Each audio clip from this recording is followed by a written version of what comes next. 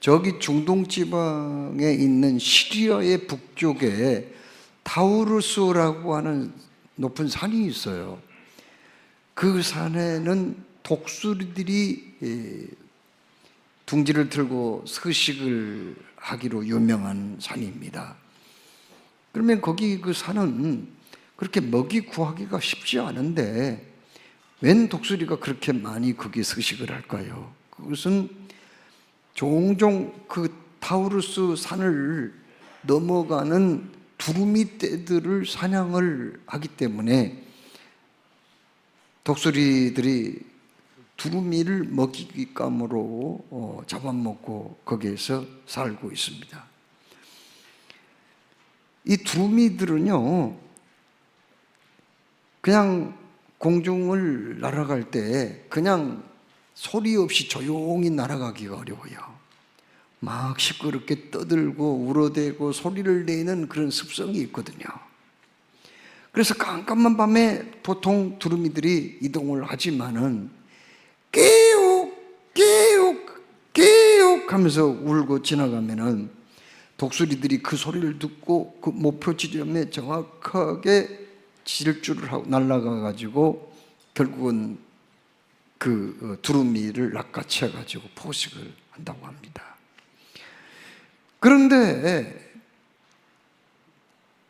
경험이 많고 나이가 많은 두루미들은 잡혀 죽지 않는데요. 왜 그런지 아세요? 이것들은 날아가기 전에 돌멩이 하나를 입에다가 물고 날아가거든요. 그러니까는 돌멩이를 입에다 무니까 소리를 낼 수가 없어요. 그러니까는 야음을 틈타서 날아가는 그 경험 많고 나이가 있는 두루미들은요, 무사히 타우루스 산을 넘어갈 수가 있다고 하는 거죠.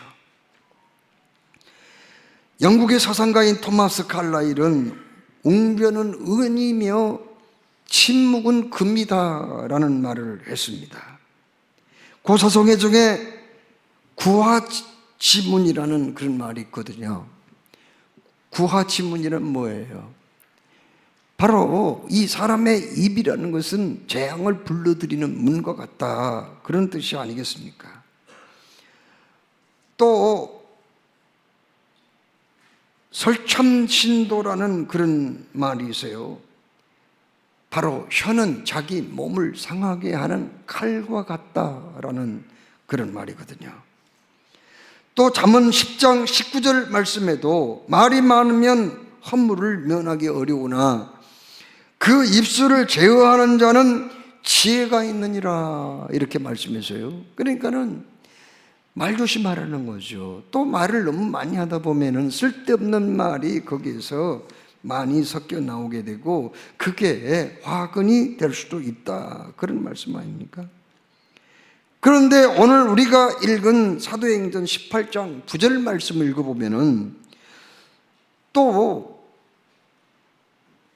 거기 사자성어나 잠언 10장 19절 말씀하고 좀 다른 정반대의 말씀이 나옵니다. 밤에 주께서 환상 가운데서 바울에게 말씀하시되 두려워하지 말며 침묵하지 말고 말하라, 또 이렇게 말씀했어요. 이 말씀은 바울이 고린도에서 전도하다가 심한 박해를 받았을 때 하나님이 하신 말씀이거든요. 무슨 뜻으로 과연 그렇게 말씀했을까요? 여러분, 1차 선교여행을 마친 바울은 2차 선교여행은 육로를 통해서 에베소 중심으로 소아시아 지역에서 전도를 하기 원했거든요. 그러나 성령께서 그를 막았어요. 그래서 어디로 갔죠? 그는 유럽 땅인 마게도니아 지방으로 가게 됩니다. 마게도니아 첫 성인 빌립보에 가서 천신만고 끝에 그는 교회를 세우죠. 그 다음에 그가 찾아가는 곳은 어떤 건가요? 어딘가요? 거기에서부터 160km 밑으로 내려가면은 데살로니가라고 하는 도시가 있거든요. 거기에서 복음을 전하게 된 거예요. 그런데 그곳에서는 엄청 어려움이 많았습니다. 왜요? 그 유대인들, 같은 유대인들이 복음을 전하는 바울을 배신자라고 생각한 거예요. 너는 민족의 배신자다. 어떻게 율법을 어기고, 참으로 로마 제국의 총독 빌라도에게 사형 선고 받아가지고 십자가에 처형하여 죽은 예수를 네가 전파하고 다니느냐 해가지고 얼마나 박해를 많이 했는지 몰라요. 데살로니가 그 도시에서 조폭들 있잖아요. 조폭들까지 동원해가지고 바울을 죽이려고 그렇게 괴롭혔습니다. 어쩔 수 없이 그는 그곳을 피해서 더 남쪽으로 80km 떨어진 어디로 갑니까? 베레아로 갑니다. 베레아에서 처음에는 제법 굉장히 효과가 있었거든요. 전도의 그 성과가 나타나고 또 교회를 세우고 했는데, 아니 세상에 데살로니가에서 그렇게 자기를 못살게 굴고 죽이려고 했던 자기 동족인 유대인들이요, 거기 지금 바울이 거기 베레아에서 복음 전파한다는 말을 듣고 거기까지 쫓아와가지고 또 박해를 하고 회방을 했습니다. 얼마나 힘들었지 몰라요. 그래서 어쩔 수 없이 그 베레아에서 예수님을 영접한 형제들이 거기에서 무려 320km나 떨어진, 이제는 지금까지 뭐 빌립보나 또 베레아나 데살로니가는 거기 마게도냐 지역이거든요. 남쪽 거기에서 아가야 지방으로 이제 내려가게 된 거예요. 거기에서 멀리 떨어지는 안전한 곳으로 이동을 하게 된 겁니다. 거기가 어디? 아덴으로 가게 된 거예요. 아덴 그러면은 지금 그리스 수도 아테네잖아요. 그 아덴에 가서 복음을 전하다가 마지막 그가 갔던 곳, 오늘 우리가 봉독한 말씀, 고린도라고 하는 도시에 도착하게 됩니다. 그러면 여러분, 고린도라는 도시는 어떤 도시일까요? 그 당시에 헬라의 4대 도시 하면은 어디인가요? 아덴, 그 다음에 어디예요? 스파르타, 테베와 함께 고린도가 거기 들어가거든요. 고린도는 그 당시 인구가 얼마나 됐냐? 60만 명이나 됐어요. 굉장히 큰 도시입니다. 거기다가 로마와 아시아를 잇는 그런 항구 도시예요. 거기는 그래서 무역이 발달하고 교통이 발달한 그런 지역이거든요. 거기다가 상업이 빈번하게 잘 활성화된 그런 곳이기 때문에 그곳에는 아시아 사람들, 유럽 사람들, 아프리카 사람들이 빈번하게 왕래하는 그런 곳이었습니다. 물질 만능주의가 팽배했던 도시가 바로 고린도였거든요. 거기다가 고린도 하면은 또 한 가지 특징이 있는데 무척 음란한 도시였다는 것을 알 수 있습니다.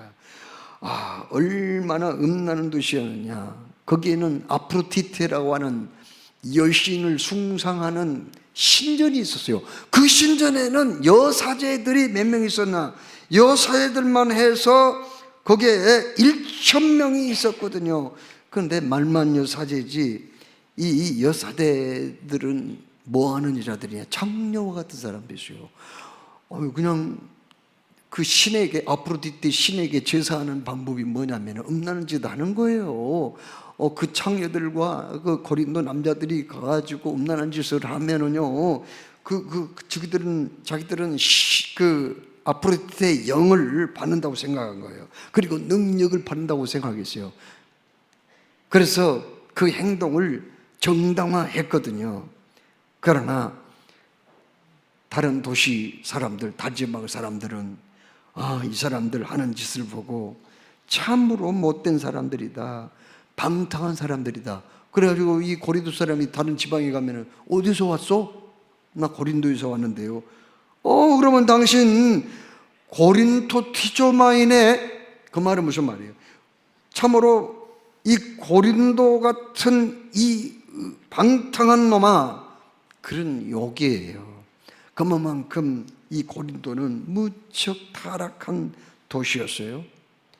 여러분, 그런데 바로 그곳에 가서 복음을 전할 때 고린도전서 2장 3절에 당시 환경을 놓고 바울은 이렇게 표현합니다. 내가 너희 가운데 거할 때 약하며 두려워하며 심히 떨었노라. 그렇게 표현합니다. 그는 참으로 고린도에서 복음 전하는 게 그렇게 두려웠어요. 그렇습니다. 그만큼 정말 용기가 나지 않았습니다. 거기에는 사실 그 앞전에 그 아덴에서 복음 전했을 때 실패를 한 적이 있었거든요. 그러니까 아덴은 어떤 곳인가요? 유명한 곳이잖아요. 뭐로요? 철학으로 유명한 곳이에요. 소크라테스, 플라톤 이런 사람들 거기 아테네에 출신들이, 히포크라테스 같은 의학의 아버지도 거기 출신이고요. 학문이 엄청 발달하고 특히 이 철학이 발달하고 지식인들이 그렇게 많은 곳이었습니다. 거기 가서 바울이 설교할 기회를 잡았는데 사도행전 17장 22절로 31절에 거기에서 이 전도를 할 때요, 이 사람들은 지식이 많은 사람이다, 배움이 많은 사람들이다 이렇게 생각하고 지식하면 바울도 참으로 할 말이 있는 사람 아닙니까? 그 당시 최대의 석학인 가말리엘 문화생이잖아요. 그는 바리새파 중에 바리새파고요. 그는 히브리인 중에 히브리인이고 율법에 능통한 사람이고 헬라 철학의 대가잖아요. 그래서 이 아덴의 지식 많은 사람들을 변화시키기 위해서는 나도 좀 지식적인 전도를 해야 된다 이렇게 생각하고 평범한 종교, 평범한 장소 질서 그리고 하나님의 신성에 대해서 얘기를 많이 했어요. 예수 그리스도라는 이름은 한마디도 없었거든요. 그래서 사실 아덴 전도는 실패하고 말았던 거예요. 우리가 전도할 때 어떻게 전도합니까? 어떤 분들은 전도할 때 예수 믿고 복 받으세요, 예수 믿고 하는 일에 성공하시고 자녀들이 잘 되고 그리고 건강하십시오 이렇게 전도하는 경우가 있거든요. 또 예수 믿으면 마음이 평안해지고 좋아요 이렇게 또 전도하는 경우가 있거든요. 사실 그러나 그것은 좋은 전도 방법은 아니거든요. 그러면 어떻게 전도해야 돼요? 바울이 아덴에서 그 방법으로 실패했거든요. 어떻게 전도해야 된다는 거예요? 오늘 여기 5절 말씀에 고린도에서 그는 뭐라고 전도했어요? 실로와 디모데가 마게도냐로부터 내려오매 바울이 하나님의 말씀에 붙잡혀 유대인들에게 예수는 그리스도라 밝히 증언했다 이렇게 말씀했어요. 여러분, 예수는 누구예요? 그리스도시라고요. 그리스도라는 말은 무슨 말이에요? 기름 부음을 받은 자라는 뜻이거든요. 그러면 그 당시에 어떤 사람이 기름 부음을 받았어요? 이스라엘 그 직책 가운데서 기름 부어 세운 직분이 있었거든요. 그건 뭐예요? 첫째로 선지자예요. 선지자는 하나님께 말씀을 받아서 우미한 백성들에게 그 말씀을 전달하는 사람이거든요. 예수님이야말로 진정한 하나님의 메신저라는 것을 거기서 말씀한 거죠. 또 어떤 사람이 기름 부어 세웠어요. 제사장을 세운 거예요. 제사장은 일반 백성들이 죄를 짓고 그 죄를 용서받기 위해서 소나 양 이런 것들을 가지고 오면은 그 양을 잡아가지고 피를 제단 주변에 뿌리고 태워서 제사 드리는 사람이거든요. 그런데 예수님은 대제사장으로 단 한 번에 십자가에 매달려 제물이 되심으로 만민의 죄를 대속하셨다고 히브리서에 말씀하거든요. 그래서 예수님이야말로 진정한 기름 부음 받은 제사장이라는 뜻이에요. 또 누구를 기름 부어 세웠어요? 왕을 세울 때 기름을 부어서 세웠어요. 여러분, 그 당시에는 신정국가였거든요. 왕은 하나님의 대리자로 통치한다고 그렇게 생각한 거예요. 그런데 여러분, 예수님이야말로 만왕의 왕이시며 온 인류와 이 우주를 통치하시는 왕이라고 그렇게 증언을 한 거예요. 그래서 예수님은 그리스도라 이렇게 바울이 외쳤다고 말씀하고 있습니다. 하나님께서 사랑하시는 여러분, 우리가 복음 전도를 할 때 그냥 예수 믿으면 좋아요, 잘 돼요, 복 받아요, 평안해요 이런 말씀보다는 원색적으로 복음을 전해야 된다는 거예요. 예수님은 나의 죄를 위해서 돌아가신 분이에요. 예수님은 부활하신 분이에요. 예수님은 지금도 살아 계셔서 온 천지 만물을 다스리시는 진정한 왕이세요. 예수님이야말로 하나님의 뜻을 우리 인간들에게 깨우쳐 주신 진정한 선지자이세요. 메시아 그리스도이시라고요. 이렇게 전파할 때 성령께서 기뻐하시고 감화 감동 주셔서 듣는 이들의 마음문을 열어주시고 예수님을 영접할 수 있도록 역사해 주실 줄로 믿습니다. 그러면 고린도 가서 그렇게 복음을 전했는데 그 사람들이 그럼 예수님 영접했나요? 아니에요. 회당에 가서 복음을 전했거든요. 이스라엘 사람들은 외국에 가서 살더라도 남자 5명만 모이면 회당을 지었어요. 회당은 어떤 거예요? 같이 모여서 회의도 하고 또 말씀도 배우고 또 거기에서 또 유명한 명사들 초청해서 좋은 말씀도 듣고 하는 그런 곳이 바로 회당이거든요. 그런데 회당에서 그렇게 바울이 복음을 전파했건만 아무도 그 말씀을 받아들이지 않았습니다. 그래서 어떻게 했나요? 본문 6절 말씀에 그들이 대적하여 비방하거늘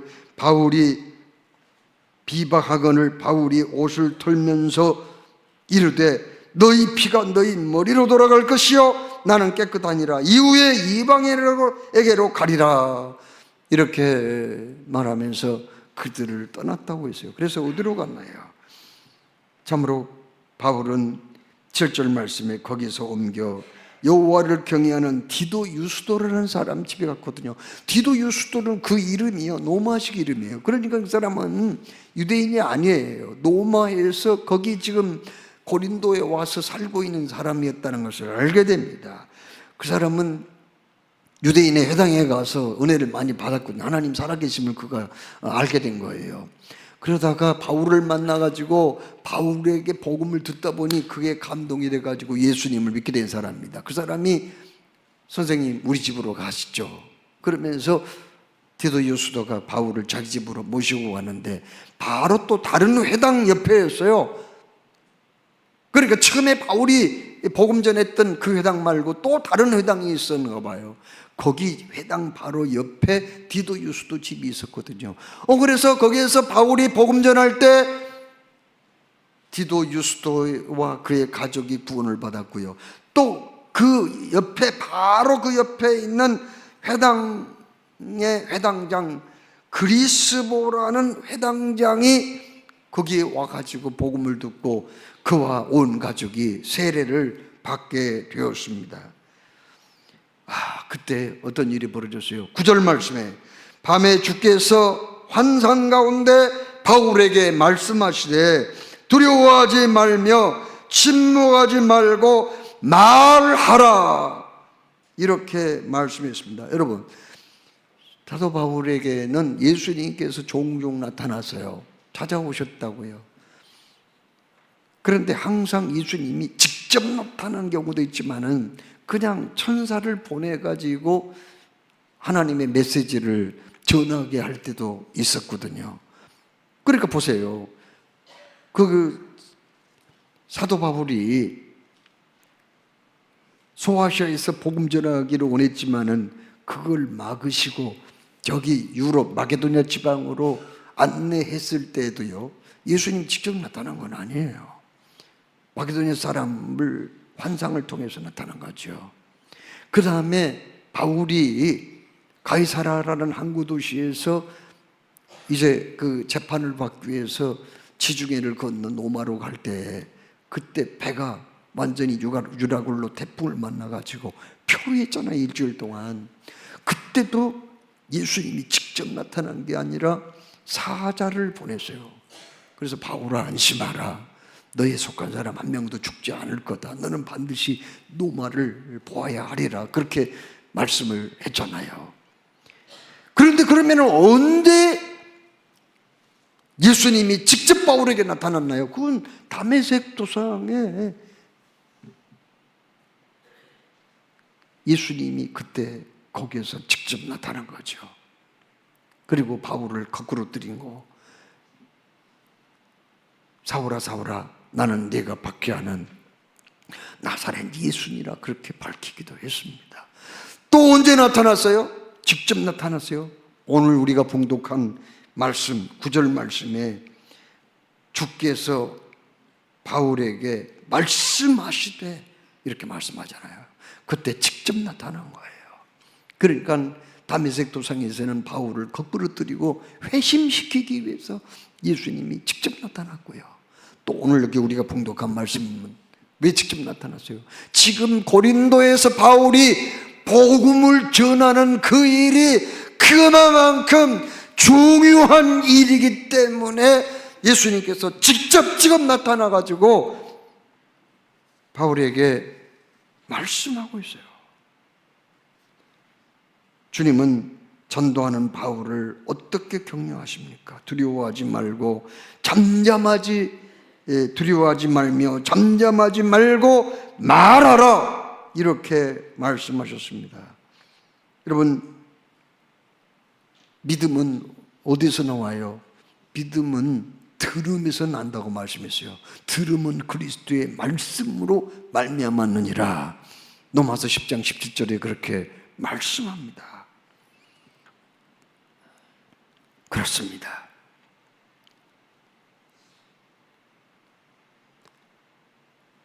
하나님은 주의 말씀을 듣게 함으로써 죽은 영혼을 살리시는 하나님이라고 말씀했거든요.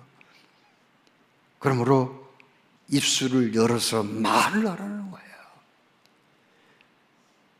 침묵이 금이고 언제나 웅변은 음이 아니라 복음을 전할 때는 어떤 협박이 있어도 말을 하라는 거예요. 예수를 전할 기회를 놓치지 말라는 거예요.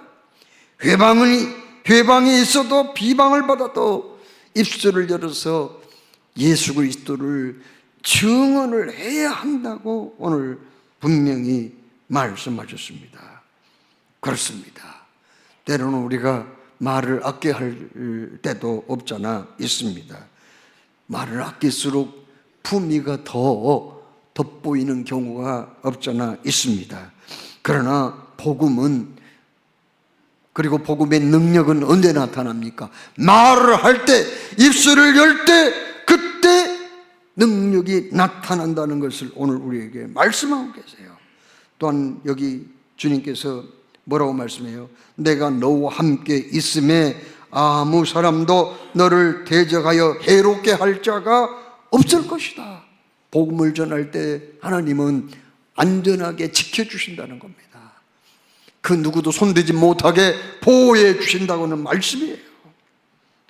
염려하지 말라는 거예요. 특별히 고린도에서 복음을 전할 때 그 누구도 너를 해치지 못하도록 내가 지켜주겠다고 그렇게 말씀하세요.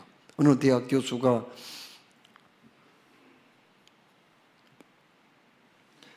아내와 외식을 하기로 아침에 출근하기 전에 약속을 했어요. 시간에 맞춰서 퇴근해가지고 그 식당에서 기다리고 있는데 시간이 됐는데도 아내가 나타나잖아요.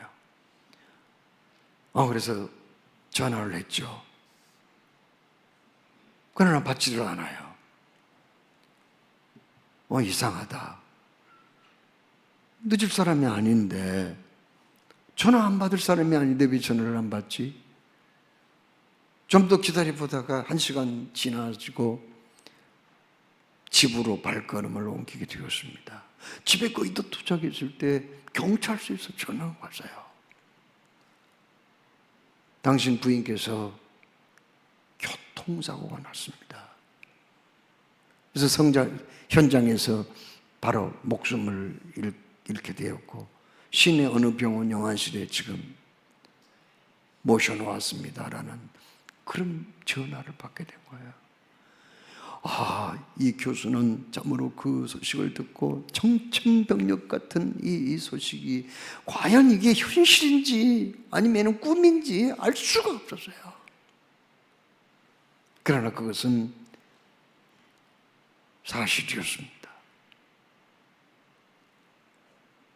참으로 사랑스러운 아내, 예쁜 아내,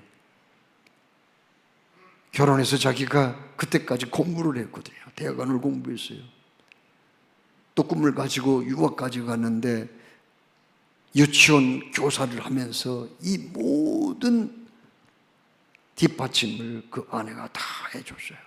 얼마나 고생을 했지 몰라요. 가정을 위해서, 자녀를 위해서 자기 공부하는 일에 최선을 다해서 고생한 아내, 이제 조금 안정이 될 만한데 그만 이 세상을 떠난 거예요. 장례식을 하고 나서 그 사람은 너무너무 슬프고 허전했습니다. 몽유병 환자처럼 말이죠. 그날 밤 잠을 이루지 못하고 그냥 차들이 왕래하는 위험한 도로도 왔다 갔다 하고 자기도 모르는 사이에 숲속을 거니기도 했습니다. 밤새워 그렇게 배회하다가 어둠이 물러가기 시작한 새벽녘에 자기가 강가를 거니고 있는 모습을 발견하고 너무 놀랐습니다. 그런데 꼭 누군가가 자기 뒤에 따라오는 것만 같았어요. 아니 지금 서 있는 것만 같았어요. 그래서 휙 뒤를 돌아보는데 어떤 한 사람이 바로 자기 뒤에서 우뚝 서 있었습니다. 그런데 그분은 바로 자기 늙으신 아버지였어요. 아들이 엄청난 그 슬픔을 당하고 허전함과 상실감에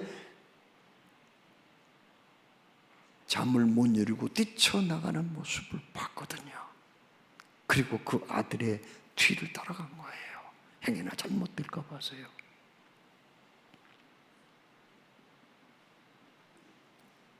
그 아버지, 걱정스러운 얼굴로 쳐다보는 그 아버지를 생각하면서 그래, 내가 이래서는 안 되겠다 하고 마음을 굳게 잡았다고 합니다. 여러분, 우리가 복음 전할 때 너무 두려워할 필요 없는 것은 입술을 열어서 예수를 말하기를 겁낼 필요가 없는 것은 우리 주님이 우리를 그렇게 지키고 계시고 그 복음 전하는 그 순간 나와 함께 계시기 때문이라고 분명히 말씀을 하셨습니다. 입을 열어서 왜 전도하라고 말씀했을까요? 10절 말씀에 이는 이 성중에 내 백성이 많음이라 이렇게 말씀하셨습니다. 여러분, 지금 고린도에 지금 전도를 시작을 했습니다. 지금 초창기고요. 또 지금 디도유스도 집에 가서 복음을 전했지만은 그리스도 회당장과 그 가족들 예수 믿은 거, 그리스도 가정이 예수 믿는 거, 그리고는 없잖아요. 사실 또 물론 이 고린도 그 일반 시민들이 와서 복음을 듣고 이제 예수님을 영접한 사람들도 있기는 해요. 그렇지만은 그 수가 많아요, 적어요. 얼마 안 됐죠. 그런데 주님께서 뭐라고 말씀했어요? 잠잠하지 말고 입을 열어 말을 하라. 그러면서 그 이후로 이 성중에 내 백성이 많음이라 이렇게 말씀하셨어요. 이 성중에 내 백성이 많다. 도대체 무슨 말씀이에요? 아니 백성들이 미수 믿는 사람들을 몇 명 안 되는데 무슨 이 성중에 내 백성이 많다는 거예요? 여러분, 전 세계 장로교회의 신앙의 핵심 문서인 웨스트민스터 신앙 고백서라는 게 있어요. 거기 보면은요, 이 세상에는 두 종류의 교회가 있다고 그렇게 얘기합니다. 첫째는 보이는 교회예요. 둘째는 보이지 않는 교회입니다. 그럼 보이는 교회는 뭘까요? 예수님을 영접하고 신앙 고백하고 여기 지금 신앙의 공동체를 이루었잖아요. 여러분들이 바로 보이는 교회라는 거예요. 그러면 보이지 않는 교회는 뭔가요? 여러분, 에베소서 1장 4절에 하나님께서는 구원받을 사람들을 창세 전부터 선택했다고 말씀했거든요. 하나님이 선택한 사람은 언젠가는 반드시 예수님을 영접하고 주님 앞에 오게 되는데, 그러나 아직은 선택은 받았지만 아직은 오지 않는 사람, 그런 사람이 고린도 성에 많이 있다는 거예요. 그 사람들이 그러면 어떤 과정을 통해서 예수를 믿어요? 전도. 그렇습니다. 전도라는 그 인간적으로 보면은 미련한 수단과 방법을 통해서 결단을 내리고 예수님 영접하게 된다고 그렇게 말씀했거든요. 아직 고린도가 지금 이렇게 타락하고 부패하고 참으로 음란한 도시인 건 맞지만은, 물질주의가 팽배하고 그냥 먹고 마시고 스포츠나 즐기면서 살아가는 이 도시지만은, 그래도 이렇게 타락한 사람들, 못된 사람들, 형편없는 그 사람들 중에도 반드시 예수 믿는 사람들이 많이 있다, 앞으로 믿을 사람이 있다는 거예요. 그들에게 하나님의 진리의 말씀을 전해줄 때 그들이 깨닫고 결단하고 회개하고 주님께 많이 많이 돌아오게 될 것이다, 그런 말씀 하셨어요. 그래서 빌립보나 데살로니가나 베레아나 아데네에서는 잠시 잠깐 머무르다가 떠났는데, 여기 고린도에서는 18개월 동안 머물러서 1년 6개월 동안 열심히 복음을 전하여 참으로 이 고린도 교회가 놀랍게 부흥 발전하게 되었다, 오늘 여기 말씀합니다. 하나님께서 사랑하시는 여러분 가정에 일가 친척 중에 안 믿는 분들 있잖아요. 그분 중에는요 하나님의 택함 받은 분들이 분명히 있어요. 예수 믿고 천국 갈 분이 있다니까요. 여러분이 직장에 바로 옆 테이블에 근무하는 그 사람도 하나님의, 아직은 예수 안 믿어, 제멋대로 살아, 세상이 쾌락이 좋아, 그러나 그 사람도 선택받은 사람일 수가 있다는 거야. 내가 입술을 열어서 복음을 전하면 그 영혼이 깨어난다는 거예요. 죽은 영혼이 살아나 버린단 말이야. 그런 역사가 반드시 있을 거란 말이에요. 이 전도라고 하는 이 도구를 통해서 하나님이 그런 역사를 하기 원하신다는 겁니다. 그래서 바울에게 잠잠하지 말고 침묵을 하지 말고 입술을 열어서 복음을 전하라. 이 성중에는 내 백성이 많음이라. 여러분, 우리 한국 교회는 선교 140년 만에 엄청난 발전을 했어요. 부흥을 했다고 얘기를 합니다. 이건 뭐 기독교 역사상 유례가 없는 일이라고 얘기합니다. 그러면 이제는 전도도 복음 전파도 필요 없을까요? 우리 한국 교회가 발전했으면 얼마나 발전했어요? 전체 인구 중에 예수 믿는 사람이 20%도 안 되거든요. 안 돼요. 그러니까 10명 중에서 예수 믿는 사람이 한두 명밖에 안 된다는 거예요. 그런데 전도가 필요 없다고요? 복음 전파하는 거, 한국교회가 이만큼 발전하고 성숙하고 성장했으니까 이제는 복음 전파가 필요 없다고요? 그러면 100명 중에 80명 지옥 가야 할 사람들은 어떻게 해요?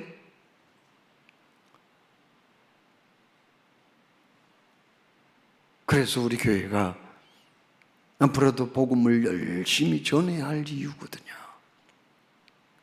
그렇습니다. 우리 교회에서 새생명 축제, 그리고 길거리 전도, 그리고 총동원 주일 전도, 이런 걸 통해서 예수 믿고 권사님이 되신 분들이 여러분이에요. 굉장히 많아요. 권사님이 되셨어요. 벌써 우리 교회에서 전도를 받고 이렇게 불신자가 와가지고 목회자가 돼가지고 아니 여기 우리 교회 오기 전에는 예수 안 믿었어. 전혀. 술 고래였어. 술 담배 너무 좋아했어. 그런데 그 사람이 변화돼 가지고 목회자가 돼 가지고 목사가 돼 가지고 지금 목회를 하고 있는 사람이 몇 분이에요. 있어요. 그 이전에는 안 믿었어요. 예수 안 믿었어요. 작년에도 우리 교회는 전도를 통해서 많은 사람들이 예수 믿고 변화를 받았습니다. 세례까지 받았어요. 또 2년 전, 3년 전에도 우리 교회에 전혀 예수하고 상관이 없었던 그런 사람이 와가지고 전도받고 예수 믿고 새로운 인생을 살아가는 사람들이 많이 있어요. 어떤 분은 너무 힘들고 고통스러워서 자기 스스로 극단적인 선택을 하려고 했는데 복음을 듣고 마음을 돌이켜가지고 새로운 인생을 살아가는 사람도 있단 말이에요. 여기 있어요. 군대에서 가장 높은 계급을 뭐라고 그러죠? 군대에서 가장 높은 계급이 뭐예요? 별이잖아요. 스타라고 그러죠. 그런데 영적인 세계에서도 스타가 있거든요. 다니엘 12장 3절에 지혜 있는 자는 궁창의 빛과 같이 빛날 것이요 많은 사람을 옳은 대로 돌아오게 한 자는 별과 같이 영원토록 빛나리라. 이렇게 말씀하셨습니다. 전도는 주님의 지상 명령입니다. 하나님과 동역하는 일입니다. 주님의 기뻐하는 일이죠. 하나님의 뜻입니다. 이 일에 동참함으로 하늘의 별과 같이 영원토록 빛을 발하는 천국의 스타들이 다 되시기를 주님의 이름으로 축원합니다.